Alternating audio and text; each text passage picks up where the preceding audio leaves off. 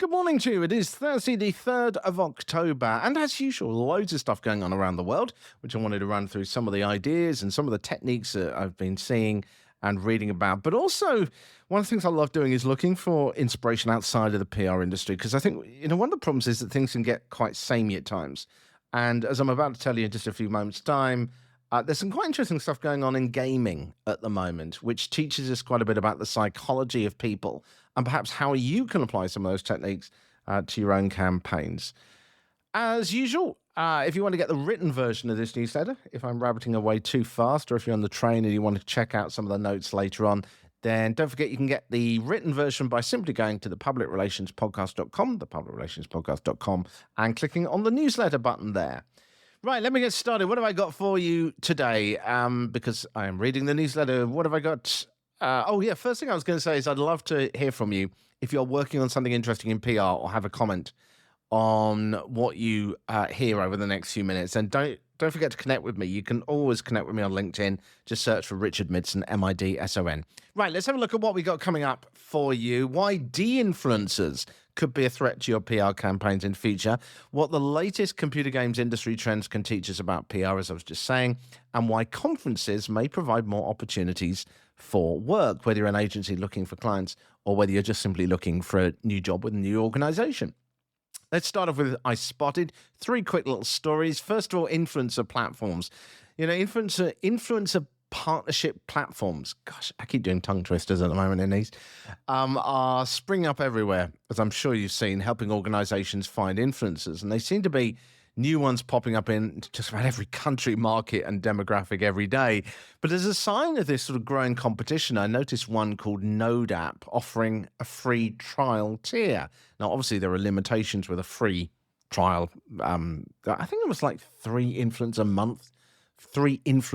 a month you can get for free or something. But what was interesting is that the number of these platforms that are out there now, and while coding a platform like this might take a little bit of time, they're not that hard to do, putting on my developer head for a moment. And they're relatively cheap to run after that. So the more these platforms we're likely to see, there's more competition there's likely to be, and we maybe we're going to see some good platforms. If you do spot any really good platforms which allow you to do some free influencer partnerships, then let me know. I'd be curious to know what you're spotting out there. Another interesting idea I saw in the I Spotted section of the newsletter today was I came across an interesting concept from next April's Experiential Marketing Summit. This is obviously a conference taking place next year. But instead of running just the usual panels, they're hosting a Shark Tank-style pitch contest for the next big idea in experiential marketing. I just did air quotes there. I don't know why I did, since this is audio. Anyway, experiential marketing is things like your classic branded pop-up bars, or some company sponsoring some kind of event bar or some experience, all the way up to like immersive experiences. Like there was a while back, wasn't there? I'm trying to remember which event it was at, but there was like this haunted house which was set up in an exhibition center to help promote this film.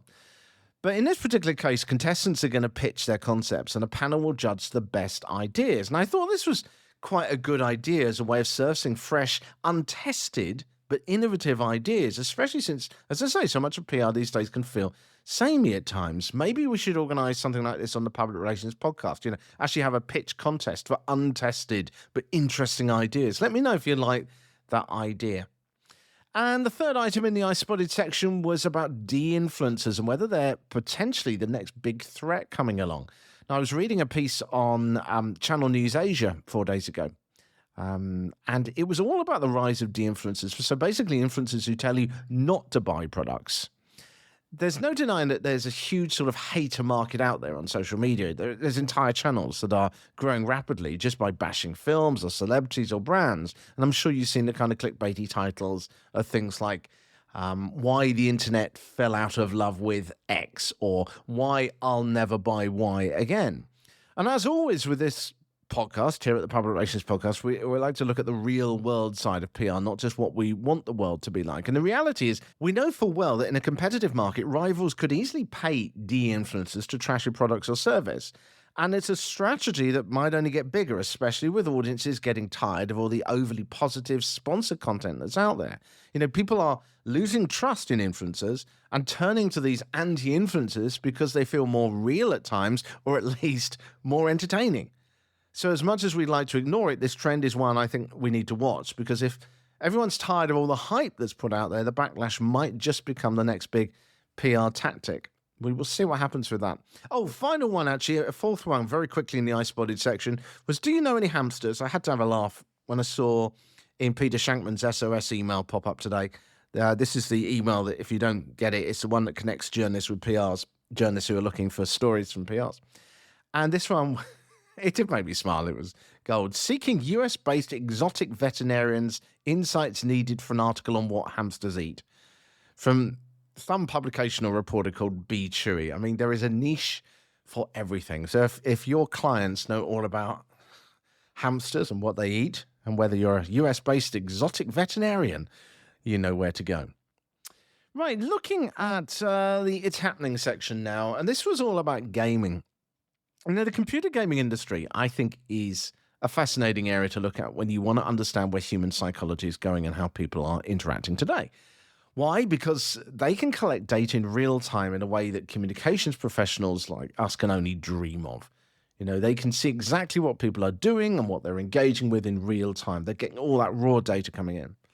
And there was a recent talk by Tim Sweeney, who's the CEO of Epic Games, and he spoke about how some recent big-budget games, such as Star Wars Outlaws or Bethesda's Starfield, hadn't performed as expected. And this was despite massive production values and huge investment. These games failed to hit the mark. On the flip side, the games that are doing really well are much simpler. And the critical difference here is that they provide a shared experience online with friends, a shared narrative experience, an adventure that they can go through together. So a great example of this is the game Fortnite, which is a straightforward concept where players from all over the world are dropped into this arena and the last one standing wins. Now, this might sound like something you do, for a few minutes, but over one recent holiday season, Fortnite had 110 million people playing simultaneously. That is huge. Now, Sweeney's assessment is that it's because people want to share story experiences today. It's less about the game's features and the gloss, and more about creating a shared experience that people can go through together. So what does this mean for PR? To me, it's not just about pushing out that glossy brand name or getting that perfect color scheme for that new logo. People don't care as much about brand itself now. They care about how it provides a way to engage with others and allow them to go on a journey with their friends. So, for example, your typical influencer marketing campaign often sees a few posts where an influencer says, "Hi guys, I love this product," one day, and then they do the same thing with another product the next day. But the gaming industry teaches us that people want to feel part of something bigger. So rather than that one-off post, the influencers should be running a longer campaign, maybe over 10 weeks, involving their followers in something meaningful, like trying out a new product together or taking on a fun challenge together. So your focus as a PR becomes about building a platform like a game that allows people to participate in a journey. We were discussing strategies for bringing a new chocolate product into Australia the other day. And one of the ideas we came up with was to have an influencer lead a challenge with their followers. And the idea was to have them try chocolate instead of their morning coffee for a couple of weeks and share their experiences. This is because, according to research, apparently chocolate is it gives you less sort of hypertension than coffee. But anyway, to engage people, the influencer could then offer a discount or a free samples to just their followers, so that they can join in and then feel part of that experience that is documented over those weeks. So if the gaming industry basically is a good reflection of society, at least in that demographic, and remember that if you're not into gaming, this isn't just something that teenagers do anymore. There's a huge market for gaming now. It's bigger than the movie industry. So if there's something to be gained from this, it is that repeating the same message over and over again isn't what works anymore. It's about getting people involved, participating in a joint narrative experience, which isn't just all about the brand, which isn't just shouting about the brand, but is about using the brand as a platform for them to go on a journey together. It's not the one-to-many communication anymore. It's about empowering people to spread the word themselves, turning this whole marketing process into a many-to-many campaign instead. Right, got a couple more sections to go. 2 more sections to go. I completely forgot to do a practice scenario today. I'll do one next week. A quick one on the update section. Do you have a question for the Comms Question Time panel? I'm going to be doing the 3rd pilot show very soon on the 17th of October, and I'm looking for some new scenarios the panel can tackle. There's no need to mention who you are. It's all completely anonymous. But if you have a scenario for the panel that you would like a group of top other PR professionals to give their ideas on how they would approach a particular issue, then connect with me on LinkedIn at Richard Midson. You know how to find me by now. Just search for Richard Midson, Midson, and let's chat about that. Just finally, in the newsletter for today, as I say, if you want to get a written copy of all this, then just head to thepublicrelationspodcast.com and click on the newsletter button. So getting a client or a new boss was the final section. And I was reading Event Marketer, and of course, sustainability, as we all know, is a hot topic in the events world right now.